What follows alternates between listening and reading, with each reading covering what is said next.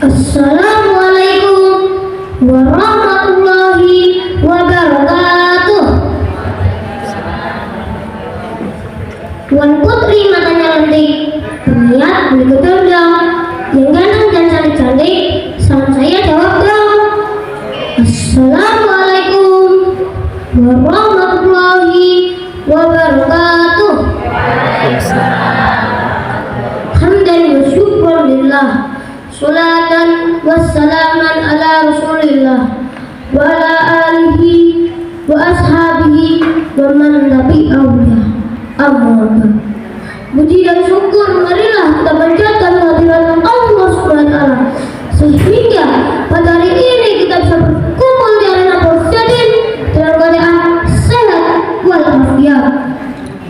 Salawat serta salam semoga tetap dilimpahkan kepada baginda kita Nabi Muhammad Sallallahu Alaihi Wasallam yang senantiasa mendorong umatnya untuk belajar sepanjang masa. Dewan juri beserta Bapak Ibu guru yang saya hormati dan juga rekan perjuangan yang saya cintai, pada kesempatan kali ini saya ingin menyampaikan pentingnya belajar sepanjang masa. Nah, sekarang saya mau tanya, apakah waktu kita kecil kita bisa berhitung sendiri? Tidak. Membaca sendiri? Tidak. Menulis sendiri? Tidak. Nah, sekarang itulah yang harus kita syukuri saat ini, karena sekarang kita sudah bisa berhitung, membaca, dan menulis sendiri. Semua itu kita dapatkan karena diajarkan oleh Bapak Ibu guru kita dengan sadar, bukan bawaan dari lahir.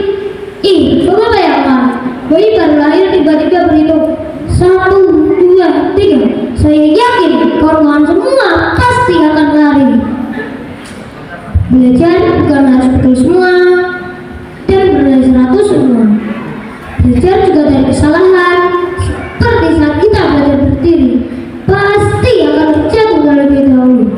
Oleh karena itu, ayah, ibu, bapak, ibu guru, jika kami melakukan kesalahan, jangan marah ya. Nasihati saja kami supaya menjadi yang lebih baik. Hadirin rahimahullah, dengan belajar kita bisa membedakan yang hak dan yang batil. Dengan belajar juga kita akan lebih mantap dalam beribadah kepada Allah Subhanahu wa taala. Oleh karena itu, kita wajib mengetahui bahwa belajar ilmu adalah kewajiban bagi setiap muslim dan muslimah dan harus dilakukan sejak baru dilahirkan hingga mati. Rasulullah Shallallahu Alaihi Wasallam bersabda, "Utlubul ilma minal mahdi ilal lahdi." Tuntutlah ilmu sejak baru dilahirkan hingga keliang hari.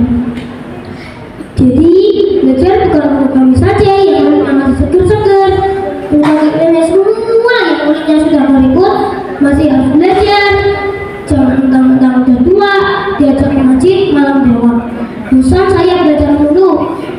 Nek, jangan begitu, terbelat loh. Kan kata Rasulullah sampai ke yang lain, sebelum Israel memecahkan nenek, ayo kita belajar lagi. Hadirin rahimahullah, firman Allah Subhanahu wa taala surat Al-Mujadalah ayat 10. A'udzu billahi minasy syaithanir rajim. Bismillahirrahmanirrahim.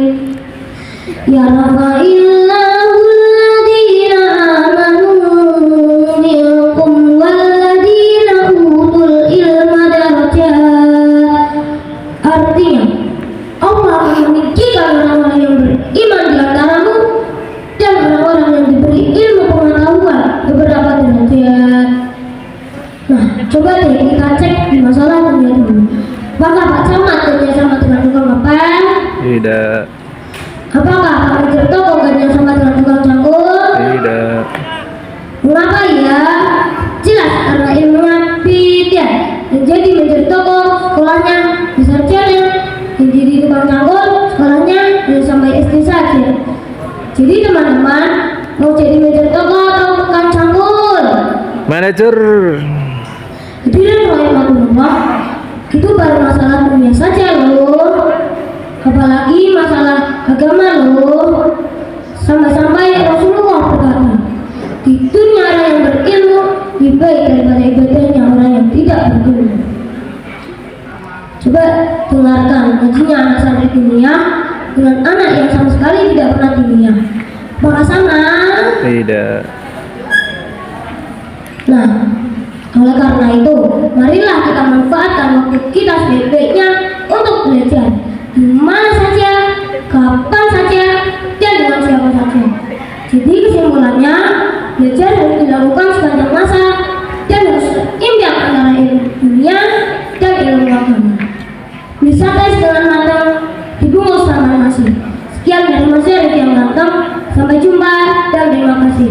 Wallahul muwaffiq ila aqwamit thoriq. Wassalamualaikum warahmatullahi wabarakatuh. Waalaikumsalam warahmatullahi wabarakatuh.